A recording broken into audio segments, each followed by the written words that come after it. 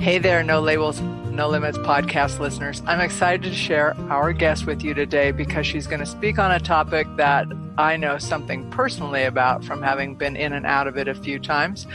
And I'm really interested in learning her take on it. But let me share with you, today's guest is Vicky Oliver. Vicky's an award-winning author, and she's written 6 books on career development. And her advice has been featured in over 900 media outlets. So that's pretty amazing. And that's included the New York Times, the Wall Street Journals, New York Post, and Esquire. She's a blogger. And some of the folks she blogs for are ThriveGlobal, Harvard Business Review, Ascend, LifeHack, and KivoDaily. So just know she knows what she's talking about and she's out there sharing it. And her first book, 301 Smart Answers to Tough Interview Questions, was a national bestseller, translated 4 times, and is sold in 12 countries. And she has another book, Power Sales Words, Bad Bosses, Crazy Coworkers, and Other Idiots was another book. So she's a prolific writer, very knowledgeable. And today we're going to focus on burnout. And so, Vicky, let me welcome you to the show, and let's just dive in. How are you today? I'm doing really well. I want to thank you for having me on your show. I live and write in Manhattan, which is a nexus for burnout. And it's become a real national problem. So I thought I would write about it and think about it. Well, let's just get right to the heart of the matter. You know, some of the statistics that you put out there, you state how many people are the percentage that experience burnout.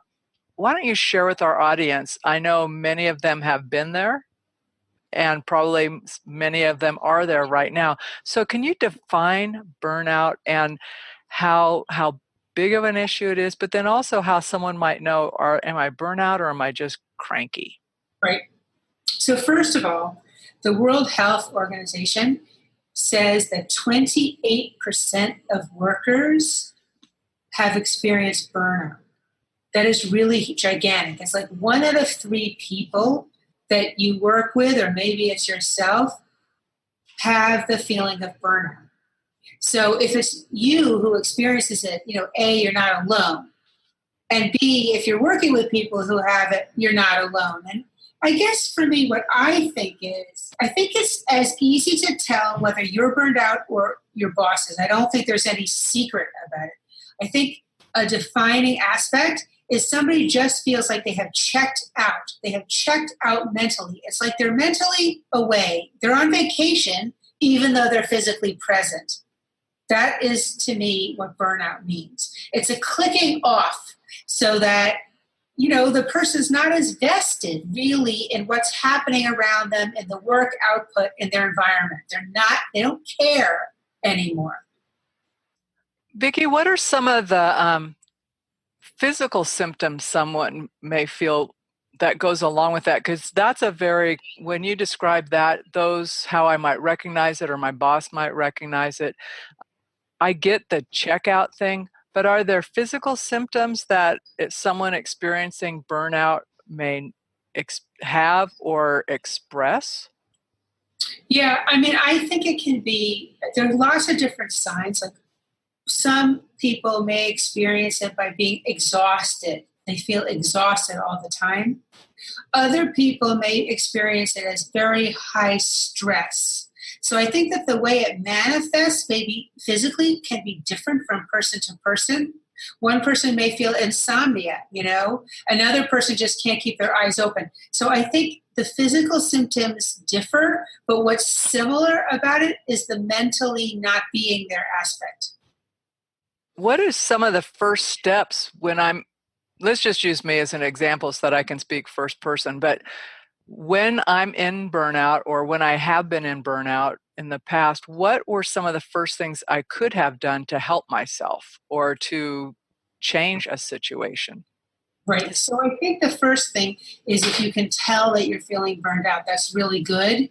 It's really good that, it's better to know I'm feeling burned out than to have somebody tell you, right? You don't want your boss coming in one day and saying, hey, you're really burned out. I'm going to take you off this project. So the first thing is, I would say, recognition is a good thing. I feel the best sort of quickest way out is to try to actually just take a vacation. And if you can't, for whatever reason, maybe you don't feel like you're able to because you're, crushed under so much work right now. But if you can't actually go on vacation, I think second would be try to take a staycation where at least you're at home and not at the office. And if you can't arrange that, I would say start giving yourself boundaries, at least on your cell phone usage and your mobile usage and your computer usage over the weekends. I think one of the contributing factors to burnout, this is my take on it, is that we are all working 24/7. Because of the internet, it makes it so easy to communicate with people 24/7. And we are also quick to do it and to jump that we no longer set the old barriers up that we used to have. So weekends come around, we're still working. Midnight comes around, we're still working. It doesn't matter if we're physically in the office, we are always in touch. And so I would say the first thing to do is make yourself be out of touch. Force yourself out of touch. So when you do that, what are the ways you can communicate that? Because as you were just describing, you said better that you would recognize you're in burnout than say your boss coming and saying, I'm taking you off a project. And because I could imagine that has its own stressor in it, right? If I'm off this project, I'm no longer valuable or visible. There's all these, maybe I'll miss out on the next project. What does that say about me? All those things. So what are the ways that we disconnect or set boundaries without also triggering for folks that worry that they will be excluded potentially or not looked at for the next promotion? I mean, I think there's a lot of behind the scenes worry that happens when people say I'm setting boundaries. I agree. I mean, it's very difficult to do it. Actually, I've covered it a little bit in one of my books where I say, really, it's helpful to set the boundaries when you first arrive at a place. I think part of the issue is that you get there and you're working so hard, and then people want more and more of you, and you keep giving them more and more, and now you have no boundaries at all. But imagine if you could turn back the clock and you could set the boundaries from when you first walked in. Let's say you have young children and you're working, right? It would be normal to not answer every text that you receive over the weekend. You're busy with your family. I'm saying if you set those boundaries when you first arrive at a place, I think it's a mentally healthy thing to do. And I think it's actually going to make you less likely to be burned out. But let's assume that hasn't happened. You're burned out because you've worked so hard.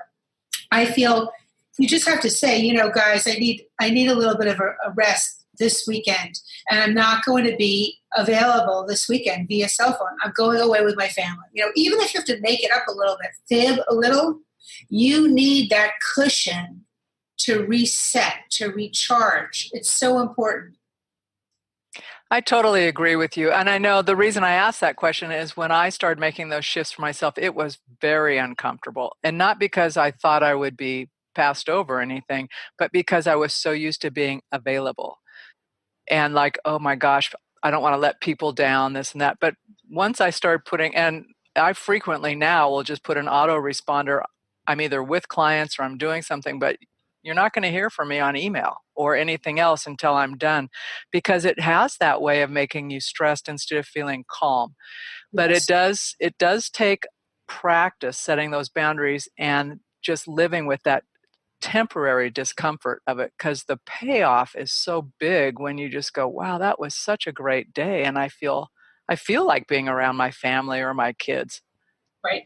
Now, I mean, last year I went on vacation. I was in Los Angeles for about 10 days, and I decided to do an experiment, and I did not open my laptop for 10 days. And I'm a professional writer, so for me to skip 10 days like that is really huge. and it was very uncomfortable because I feel like I'm a workaholic and I'm always working, et cetera, et cetera. But I mean, the benefits were just so fantastic. And I found personally that when I got back, I mean, of course you can't do that, I don't think, if you're working in a company, just flip off for 10 days. But I found that when I got back, I was very motivated to plow through all those emails that had accumulated, I mean, there were hundreds of them, right? So I did them all much faster than I normally do, which I think it had the double benefit of not having them for 10 days and then later plowing through them probably 3 times as fast as I normally do. That's fantastic. That's great. I joke that if I'm somewhere not far, unless I'm in the same town, my laptop's nearby because I'm on it. But I also think one of the benefits of what you just shared is when you ignore your email for 10 days, many of the things someone thought they needed from you in day 1 to 3 have been resolved. And you get an email on day 8 that says, hey, disregard. Exactly. It's been handled. And you're thinking, nice. So I mean, the truth is, none of us are indispensable. And instead of looking at that, through fearful eyes, like, oh, I'm not indispensable. What if they fire me or whatever at the office? You're not indispensable. There is a team in place. Somebody will have to cover for you. And from a long-term perspective, it's so much more important to take those breaks, take the mental breaks you need so you can stay in for the long term. I totally agree. So in the title of your book, Bad Bosses, Crazy Workers, and Other Office Idiots, which does deal with burnout, we've kind of talked about from the personal side of what do I do when I feel burnout, but what if it's my boss that's burnout or I have crazy coworkers? What do I do? What's my interaction with them? How do I kind of deal with those situations?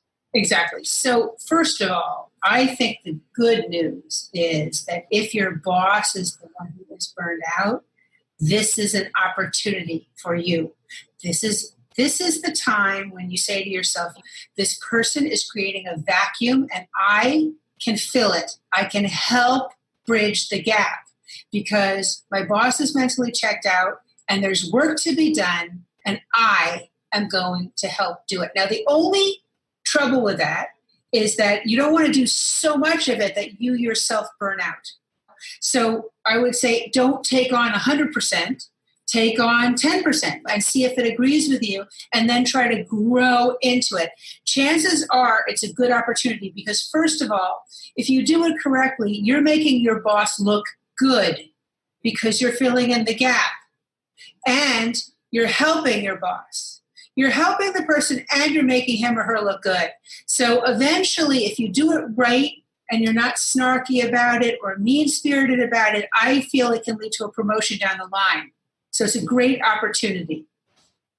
So Vicky, let's just play that out a little. If I'm noticing my boss and I know for a fact they're burnout because it's clear, or I'm getting a sense they are, do I just go and say, hey, Frank, it seems like you've got a lot on your plate right now, and I think I could help in this area. So I will come with a plan in mind and present that, or do I just start doing it? What is the best way, or is there a best way to interact on that without overstepping? Yeah, I think that's a great question. I mean, my tendency would be to just do it, like just start doing it because there's a need and you're filling it. And really at the heart of it, when you're working for somebody, you're there to solve problems. And the burnout, if you can sort of diagnose that your boss is, feeling burnt out, you're diagnosing a problem and you're helping to fill it, and you don't have to draw attention to it necessarily. Now, if you're working for a complete control freak, see my book, please. If you're working for a complete control freak, depends on the personality of the person above you. But in general, I would say just start taking it on. Just do a little bit at a time. See if it works. Then if it does, take on a little bit more. I don't think you should bring it to anyone else's attention at first. I don't think you should ever tell anybody, oh, my boss is burned out. Great. So it's really just do what needs to be done, or from a different way of saying is take ownership of the situation. Take ownership and just try to realize that eventually it's going to be like you have taken on more responsibility and you will not be alone in noting that. Like in the beginning, it might feel like, oh, I'm doing all this extra work and nobody's noticing. And don't feel that way because eventually people will notice.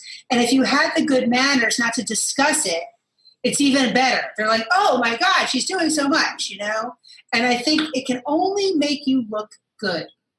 Well, and like you said earlier, it's kind of a nice way to be able to try on some new hats to make sure often you'll hear, well, I could do that person's job better.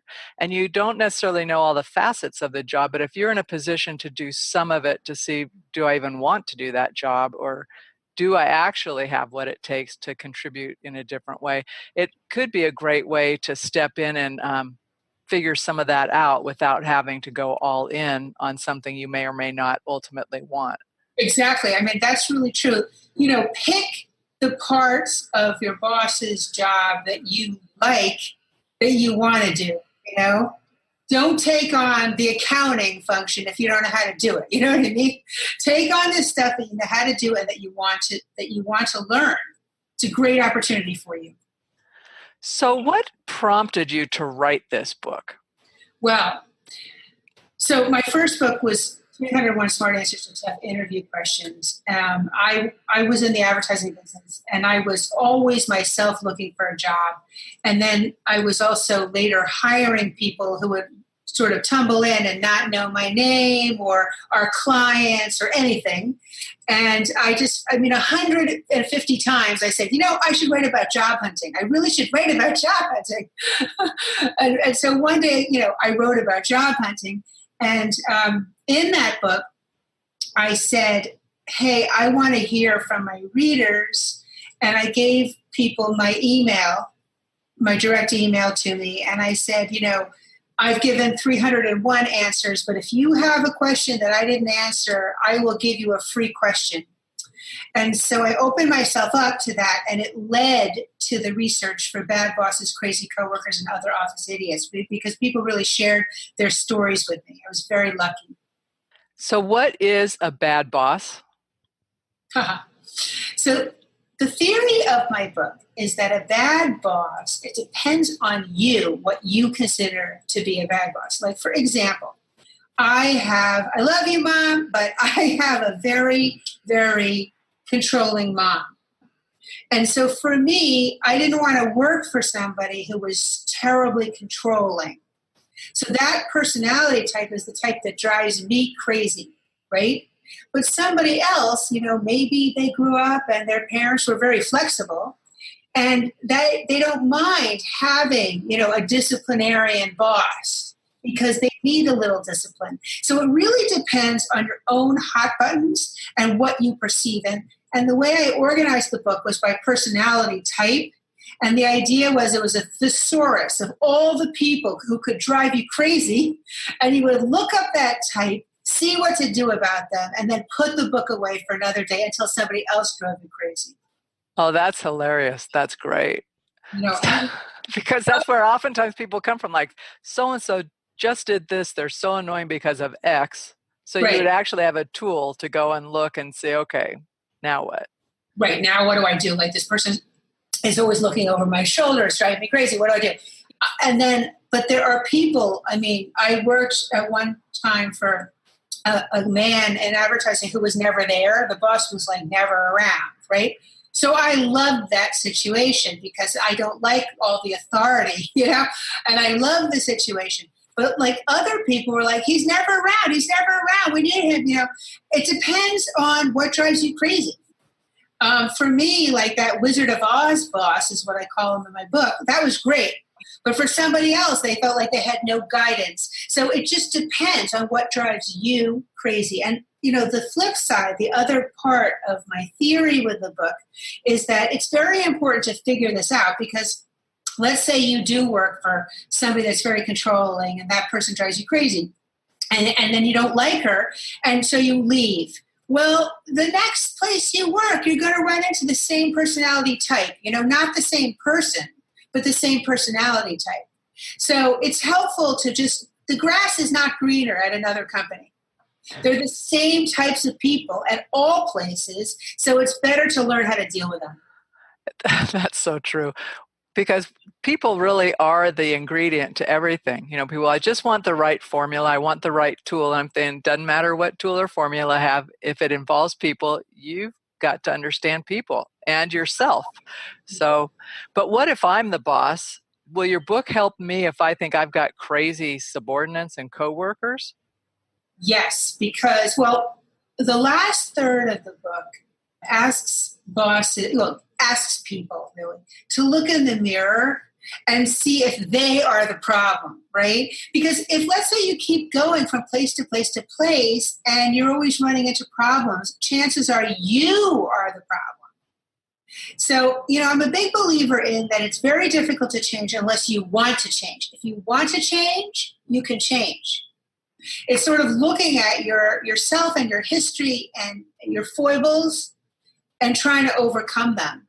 So besides your book, which it sounds like it's very practical and useful, and probably if it's anything like you, has a little humor tinged in it, are people generally able to make those shifts independently, Vicky, or do they need to get like a mentor at work or someone outside to help them kind of figure out what's going on and then adapt or change, in the ways they need to?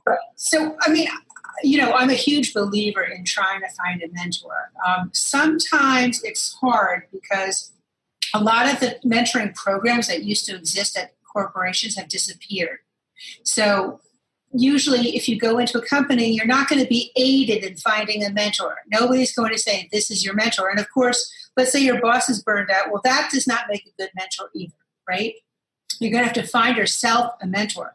But I think it's helpful because at the heart of it, like, what is a mentor? I would say a mentor is somebody who cares about you, who cares about your development. And because he or she cares about you and they want to see you succeed, and they're not competing with you, they just want to see you succeed, their advice is going to be very good. The best mentor you could possibly have, in my opinion, is a boss who's not burned out, who cares about championing you. That's the best kind. But it's very difficult to find that person. And if you can't find that person, don't despair. Maybe you can find a mentor in a different department who still works at your company, who can give you good advice. And if you can't find that person, maybe you can do what I do, which is sort of collect a bunch of people around me who I consider to be giving me great advice all the time. I don't think it's essential that a mentor has to work at your company. I just think that what's important is that the mentor cares about you and will give you brilliant advice. I think I love the way that you collect people around you, partially because that's kind of my style. It's like there's certain people you think, they're a go-to for me because they're brave enough to be honest and they don't have a stake in what I do. They're not going to benefit or have anything go wrong in their lives, because of what I do. Exactly. So, yeah, I think that's powerful. And It also, I think when you ask for help from a mentor or they see that you need it and they kind of help you recognize it, it's a very freeing thing to say, I'm stuck here. I'm not sure what to do. And then it starts to make it easier to ask for help when you're in those situations. Right. If you can't find one, anywhere, no matter what you do, I would say, like, go try to find a career coach for a couple of months. Sometimes, your career might feel like you're in a rut or you're stuck. A lot of times a mentor can sort of unstick you by suggesting things. Oh, did you look at this job that's open in this department? Did you go talk to so-and-so on staff, about how they rose? Mentors have brilliant ideas, and that's what we need. Yeah, and sometimes it's like you just did there. They ask the right question of you so that then something clicks for you and you're thinking, that never occurred to me, Right. and so it really does help unlock you. Right. So can I ask you to talk a little bit about your other books? Oh, sure. Thank you. Right. So the first book was 301 Smart Answers to Tough Interview Questions. And that is like a primer on all the types of questions you can just get on an interview. It's a general primer. It's, not technical information. And there I believe that interviews are one of those situations where you only want to have one. You want to have one interview and then get the job, right? It's unfortunately a situation where you improve the more you interview, the better you get. So sometimes, let's say if you're let's say you're working for someplace for 5 years and then you find yourself looking for a job, you may not be up to speed on the way you need to be answering questions about yourself. So this is sort of like you go, you practice, maybe you grab a friend, and it helps you formulate questions and answers in the interview process. Bad bosses, crazy coworkers, and other office idiots we've talked about. It's about office politics and the personalities that can drive you nuts. I have also written a book called Power Sales Words, which is more like a thesaurus of expressions and words. It's like how to help somebody write a business communication if they just don't feel like they themselves are a writer. It's easy, it's quick, it's, all my books I hope are fun. Another book I wrote is called 301 Smart Answers to Tough Business Etiquette Questions. Etiquette is such a disappearing art. And nobody knows what we're doing. We don't know how to eat spaghetti, right? We don't know how to get into an elevator and answer a question from our boss. Should you? Shouldn't you? So that is just a really fun book about teaching people like the lost art of etiquette, which I think can help in business situations get you ahead. If people who you report to feel like you are an ambassador for the company, it will only help you. Let me ask you something about etiquette more specifically, because I've been noticing a trend. And so from your perspective in research and writing, if it's something you're seeing and what you recommend, but because there's more and more online presence for employees, either through their business channels or externally and then connected or related to them, what etiquette are you seeing either being ignored or that needs to be applied in those ways that people may be lax about or not thinking about when they're communicating in that way? And how does it impact them at work? So there's like a third of that book is devoted to what I call online etiquette, like online, what people are doing right or wrong. I feel one tricky thing with online etiquette is that tone is the first thing to go. If you write something to somebody and you think it's funny, they may not think it's funny. Like the tone is quite tricky online with what you write. And you have to be careful that the tone of cordiality does not erode.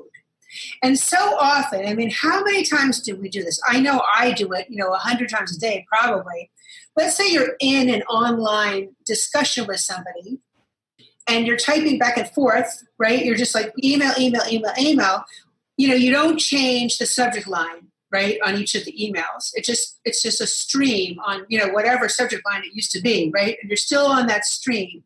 Then that's the first thing that goes. There's no new subject line. Then the second thing that goes is like a lot of times we don't say things like best at the end of the email. We don't say best. We don't sign off on our emails. And then maybe that's the second thing to go. The third thing to go is maybe now we're in a stream. We don't say hi. We don't say, hi, Claire, how are you? We're just in the conversation. And slowly all those little cordial politenesses fade. It's very, very easy to get very ticked off in email. And a lot of times, this is so easy to avoid, but a lot of times it's in the speed of the moment, we don't think to be polite. We don't say please and thank you and cordially, forget cordially, right? We never say best. And so that's the trick with it. Don't get into flame emails. I love all of those things because those are things that I on like you, email all the time, all day, right? Coming in, going out. But the not changing the subject lines is one of the toughest because important communication gets buried in something it's unrelated to. And you're just thinking, I never got that email because all I saw was the conversation going on something else and you've changed topics. Right. So that's the issue. But the other thing is like just giving information and no closure. It's like, yeah. Also, so often emails are group things, right? And when I write a group email to people, some of the people have to be copied and some of the people the email is for, right? I try to say like, hi, Amy. I try to flag the person I'm talking to so that the other people maybe don't have to read it so carefully, but the person I'm talking to, I want them to read it very carefully. I love those tips. I do, because I think it helps everybody. And to me, it goes to your etiquette thing, but it also shows respect for the person whose time you're taking by sending them an email in the first place. Right. And, the book also, a part of the book is devoted to eating at restaurants. And the reason that this matters is if you are courting clients, a lot of times you have to take them to a restaurant. And it takes you through some things. You would be so surprised how few people know how to use a fork and knife and spoon. It's very, very tricky, those utensils. And it talks about, the etiquette also of conversation in a business situation. If you are taking a client to lunch, and maybe there are two of them, and how you split your time between the people, how much time you devote to the important person, versus the less important person, all those issues that nobody teaches us anything about. It kind of goes into them. And I believe people will do better at the office if people enjoy working with them. And I think that the crux is what you just hit on, which is the word respect. A lot of this really boils down to respect. How much you respect a person, respect opposing viewpoints, how much you give, how much you listen when you don't like what somebody's telling you, these types of things. I read something you wrote that was along those lines and about civility. So I just think you have so much of importance to say. And especially for me, I think what draws me to the etiquette piece is because our relationships and our civility, to me, feels very personal in us maintaining like a community, a city, a state, whatever, where we live that we feel a part of instead of, like being rude to everybody. Yeah. And I remember being in school and having etiquette lessons and thinking these are lame, and then being older and going, I'm so glad I know what to do with extra utensils. Yeah, it's funny you say that because one of my high schools here in New York was like an all-girls school, and it almost felt like antiquated and almost like a charm school kind of a thing. And I definitely felt that way too. And here I am now writing about etiquette, So I'm glad I had the background in it. But I also want to say that, without getting into anything political, today, etiquette is really on the decline. And I think you can see that very clearly in social media. I have friends, who are both ardent Democrats, and I have friends who are ardent Republicans, and it's like they can't talk to each other online at all. I've had people that I know very well say, oh, I don't like her anymore because I don't like her posts. And the tone of our posts has become so vitriolic and toxic. And we have to be very careful with that, especially if you're in a field where your reputation matters. And I believe that's every field, but especially in certain fields, I would say try to cool it on the toxicity in the posts, because no matter what side you're on, you're not going to change anybody's mind. You're never going to change somebody's mind, so you may as well be polite and civil. I couldn't agree with you more. And people's minds change, but they don't change because someone's yelled at them in that way. Right. It further entrenches people. And I think I always listen for when someone's going, and the key word for me is they'll say, well, I read this thing and those people, and I just going, what people? Those are my friends you're talking about. Well, but I like you. And I says, yeah, but they can have different opinions than you. So, it's just so interesting, the little words that clue you in that there's judgments being made that separate us rather than curiosity to say, I wonder what really makes them feel that way to be so passionate about something. So I just want to let you know, I'm so happy to know that you're out there pushing that civility and etiquette and all of the work that you're doing. So I was going to say, in a bar, like when you are at a table with a boss and clients, I really think it's best if you can honestly try to avoid getting into political discussions, because everything is so divided now that you could inadvertently insult somebody, and it's very difficult to take that back, especially if the person is a client. You don't want to insult your clients. So in that book, I have lists of conversational topics that you can talk about so that you can carry on civilly. I think that's great. And always when someone brings up something, if you can't shift it, I just always think, well, that's interesting. What do you think about that? And offer no opinion. Because especially if they're clients, I'm not there. I'm there to give them a service, not to be their best friend. Exactly. So Vicky, as we're wrapping up the interview today, is there some piece of advice you want to listen to leave with our listeners who may be finding themselves either in a situation that feels untenable or confused? I actually think your books are a good first step. But in terms of what would you recommend if someone's feeling burnout and wanting to make a change? Is there a single first or second step that you'd say, hey, do this? And then I would actually recommend they connect with you online. But yeah, I mean, first of all, if anyone wants to connect with me online, that's great. I mean, the simplest thing to do is to remove yourself from the situation. Just get out. It's Friday, leave early. Go to a spa, relax, just get yourself out of the situation. Unplug for the weekend, at the very, very least. I think the more you realize that you're feeling burned out, that's a good thing to know about yourself, and to know that you just need to probably recharge and just plot it out. When are you going to take a vacation? Stop working till 8 o'clock at night. Leave at 5 for the next week.